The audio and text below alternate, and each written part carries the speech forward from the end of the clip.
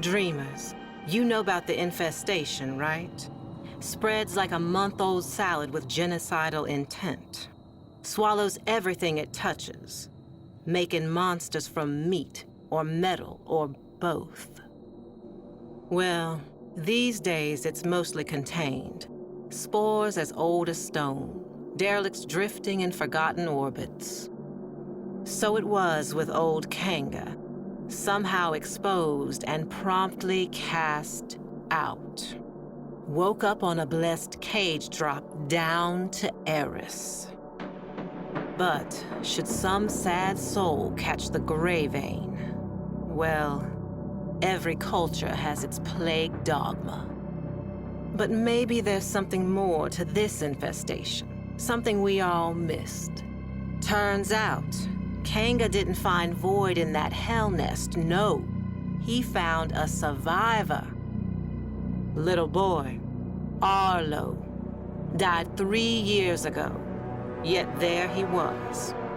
Lost his voice, but gained his life. And somehow saved old Kanga with the slightest touch of his slender hand. My mother was a cynical woman, smart as she was cruel.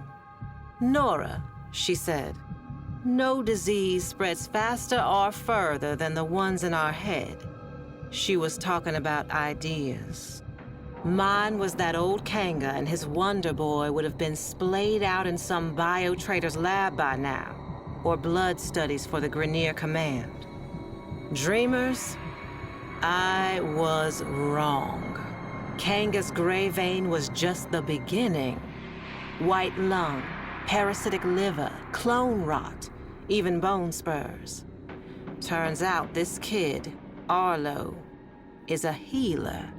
So many questions. An idea like that is like a flare dropped in Vol gas. Now the sick and curious are flocking the rails to see this Emissary of Eris. And who speaks for Arlo the Mute? Why, old Kanga, of course. No more the outcast. It is he who is spreading the word of Arlo's gift.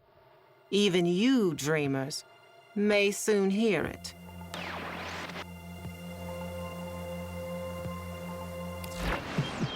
Whether you're bad news first or bad news last, tonight I got you covered, 'cause bad news is all we got. This emissary's word is spreading fast, a hot fever. Some are going to extremes to prove their devotion, trying the spores for themselves, and they're finding it too. Some lunatic spikers jacked the solar nav and flagged the derelict zones for all to see. Old haulers and new hopefuls out there are proving just how smart most people aren't. Yet Kanga's ranks are growing, arming themselves for the safety and security of our emissary, setting the stage for a great assembly to come. Buzz is, Arlo will break his silence. Till then, dreamers, check under the bed. A fresh brood is sprouting up along the rails. And it seems they have the scent of those blessed by the emissary's touch. Y'all did see this coming, right, dreamers? Surely did, but not like this. A grand gathering before the emissary and his speaker. Standing room only.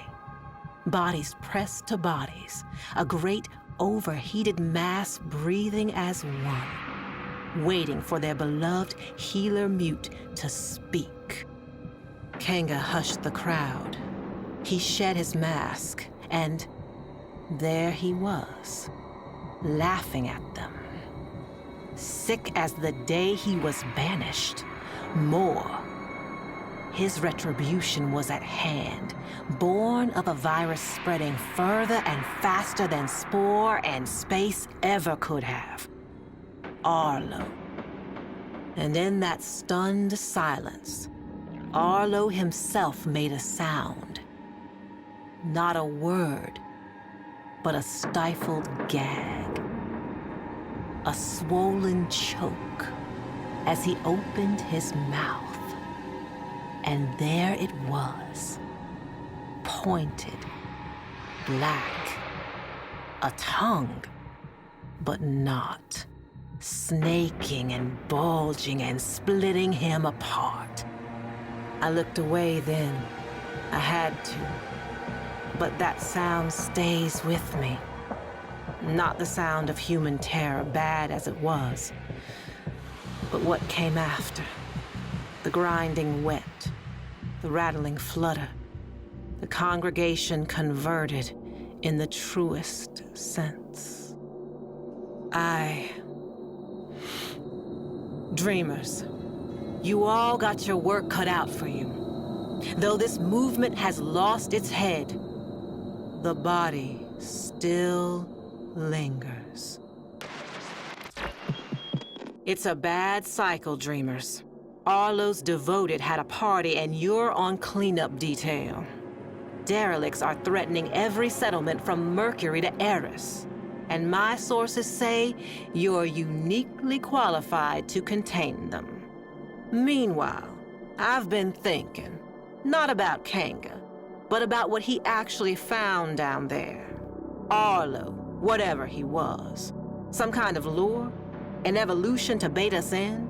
Is there more to this infestation than fangs and acid? I know what my mother would say. The people saw what they wanted, heard what they hoped, and human nature did the rest. Still, I'm hearing rumors. The mass on Eris is in turmoil, and nobody, but nobody wants to check it out. It's seething. And if it's not thinking about this whole ordeal, baby, it's feeling it. This is Nora Knight, saying for now, Dreamers, so long and hold on.